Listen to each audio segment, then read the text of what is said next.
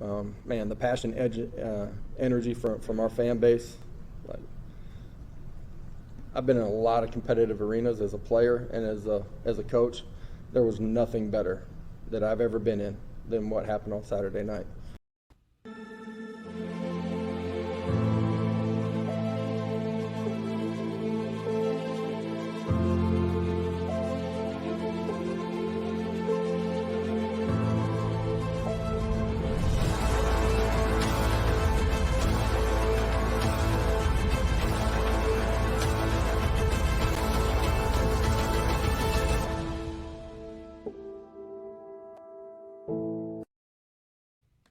Welcome to the Talkin Vols Network. My name is Boogie Bentley, back with another video. It has been a crazy day trying to keep you guys up to date with all the latest and greatest rumors, news, everything going on in the transfer portal. Some of you guys dig it, some of you guys hate it. That's fine. If you enjoy it, going to keep pumping out that content. Zay Frazier, the #1 JUCO corner and #3 overall JUCO prospect in the 2022 recruiting cycle, has decommitted from Kentucky.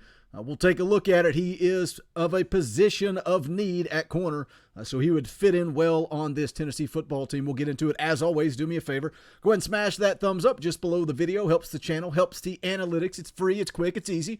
It's a way that you can support us in what we do. Also, if you're new to the Talkin Vols Network and you're asking yourself, what is this? Who is this talking head? Well, we're not experts. We're not insiders. We are fans just like you, trying to build a community of volunteer fans to come together, hang out, and talk a little ball. So welcome. Go ahead and subscribe. Click that bell for notifications so you don't miss out when we go live or when we drop new content. Let's get into the article from on3.com. This is a new recruiting website. Really like their content. Encourage you to go check it out.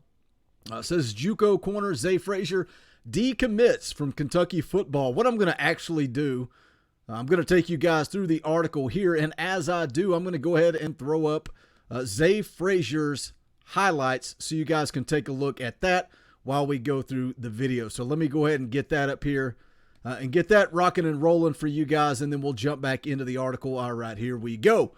Says JUCO corner signee Zay Frazier will not be a Kentucky Wildcat after all. Says after signing with the program. That's where it's interesting. After signing with the program on December the 15th, the top 10 junior college prospect is now backing away from his pledge, announcing Wednesday he will be reopening his recruitment. You can see there the tweet from him says, "I will not be enrolling at Kentucky. I will be attending another university." Now the rumors start flying around. What is going on? He signed a national letter of intent with Kentucky. So is he backing away from that? Is Kentucky kind of processing him out? I don't really see how, if Zay Frazier wanted to stay at Kentucky, I don't really see how they could back off of that. Looking over at VolQuest, seeing what Brent Hubbs had to say about it, he's saying it's kind of doesn't really make a lot of sense either. He's digging, saying maybe it is a numbers game, because when you are going into if you're a midterm enrollee, you have to stay under the 85 scholarship. So maybe that's what it is. Tennessee, going to be the same deal. Do they have room to add Zay Frazier if he wants to be a midterm enrollee? Numbers are limited, but again, it is a position of need. And it sounds like Kentucky is in the mix for Amir Speed. Did a video on him.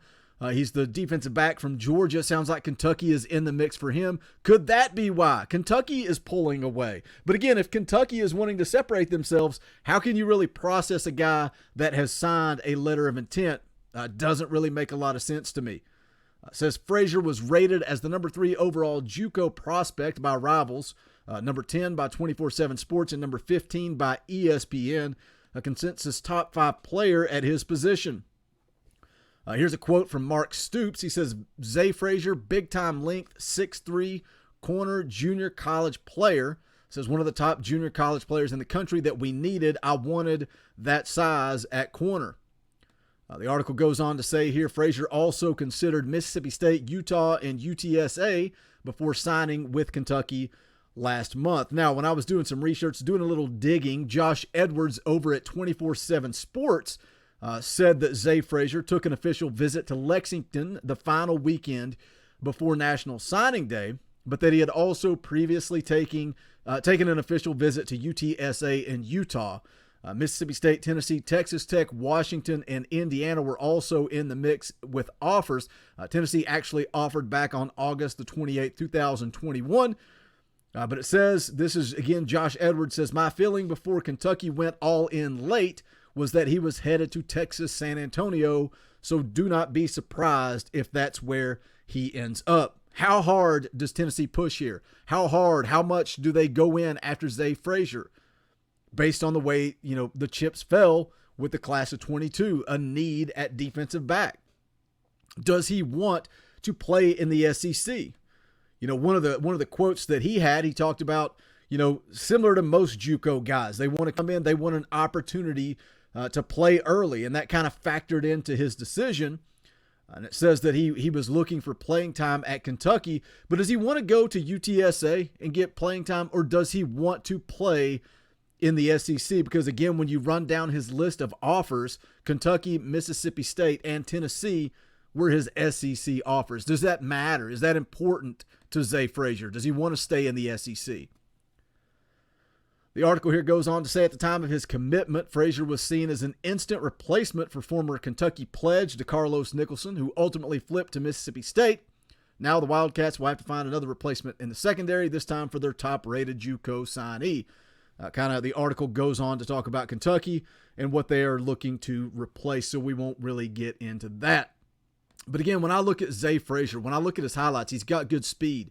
But I like his size. I know the article there, the quote said he was 6'3". I've seen other places say that he's 6'4", 190 long. You talk about length in the secondary, and that seems to be something that Tim Banks wants to go after, that Josh Heupel wants to add to this defense, is height and length in the secondary. I think Zay Frazier would fit in well there. And, we've talked about the need to add somebody at defensive back.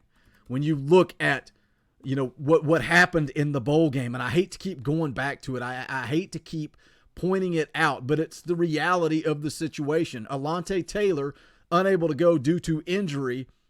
You insert Warren Burrell, Kamal Hadden. I feel like Hadden is coming along. And I said this in the video earlier today when we were talking about speed and whether or not Tennessee would go down that road, just how important we need a defensive back. I feel like Kamal Hadden is coming on. Can he take that next step? Can he be a big-time defensive back in the SEC? Warren Burrell, I put him on blast this morning. I'll put him on blast again this afternoon. He has to be better. He has to be better. There's no question about it. Zay Frazier, I feel like, could come in and could compete and could win that starting corner job. If not, he could at least add depth. But again, how much does he want to play in the SEC? Does he go to UTSA?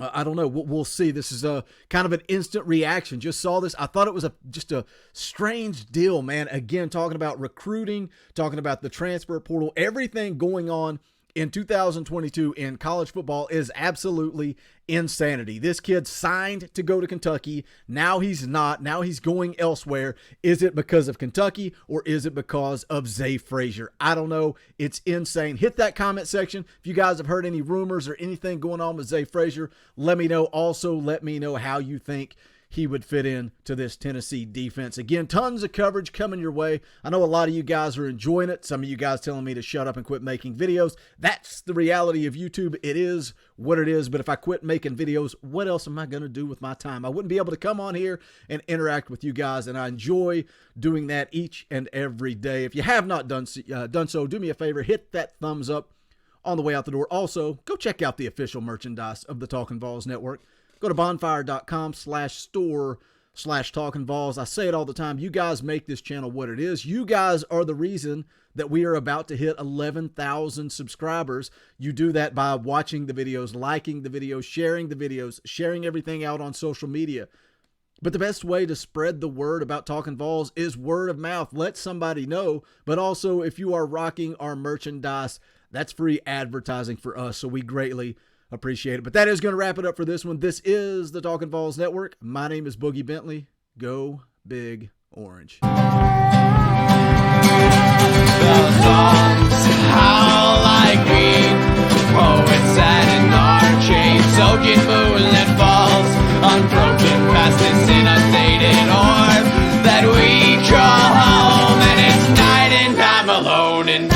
life.